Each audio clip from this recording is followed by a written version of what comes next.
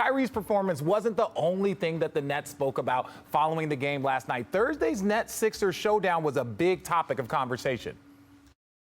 It is what it is. I mean, it's another game for us, and we're looking to win, and they looking to win and move up in the standings for us, and they looking to maintain where they are. So I know James was here, and he built some relationships with a couple people here, but at the end of the day, we're looking to go out there and hoop.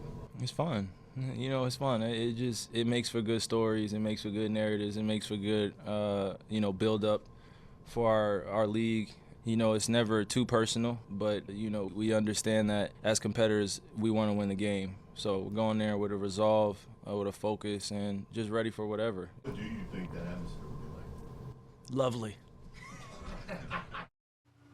So KD and Kyrie said all the right things about Thursday's matchup against the 76ers, just being another game. But Perk, are you expecting it to play out that way? Hell no. And don't you love it? Don't you love it, right? The media training that we go through in training camp, this is part of it, right? Where they say all the right things, but thinking something totally different. We all know that going into this game, one, KD and Kyrie is going to take this matchup personal towards James Harden, and vice versa. James Harden is going to want to go at KD and Kyrie, but I love how they trying to downplay it, like they're not going into Philly trying to be on a mission or show James Harden up or act like James Harden and Joel Embiid is not going to be waiting on them. I just love it. Look, this game is going to be everything. Get your popcorn ready. Thank you. Get your Snickers. Get your, a Big Red, a Fountain, or whatever you Not want. everybody eats like you, Perk. Not everybody eats like you, bro. Get ready to whip your toes a little bit. Get your ribs and macaroni and cheese ready. I'm done with you. If you're going to hear one thing on this show, it's you stay petty so you don't have to get petty. Yeah. And if one city embodies that is Philly. Right. Yeah. And so, obviously, yeah, it's going to be something we all are going to watch and be excited to watch. You know, let's stay petty, but also stay cordial, right? You know, I think that's a conversation. And Perk looks and like, oh, yeah, no, nothing's off limits. But stay cordial because, you know, the guy did go through something. Yeah. So, yes, but it's going to be fun because, you know, you've got Joel Embiid and James Harden who have not won a championship yet going up against two guys that have.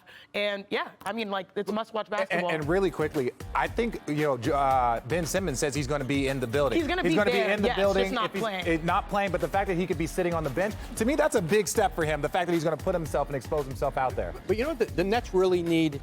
They do not have many games together with Kevin Durant, Kyrie Irving, where they've gone through stuff. You get in the postseason, as you guys know, you've got to be able to draw on some things from having played together, trust. They don't have that in Brooklyn because they haven't played together, their entire group.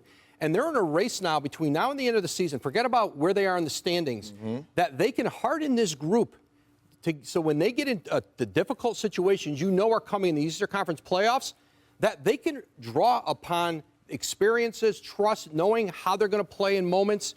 And this team doesn't have that. And we've talked about it all year long, about can they just throw this group together very late and go in and play against Milwaukee, a Philly team that is gelled quickly, obviously Miami, a healthy Chicago team, and Boston, who's the hottest team and the best defensive team in the league.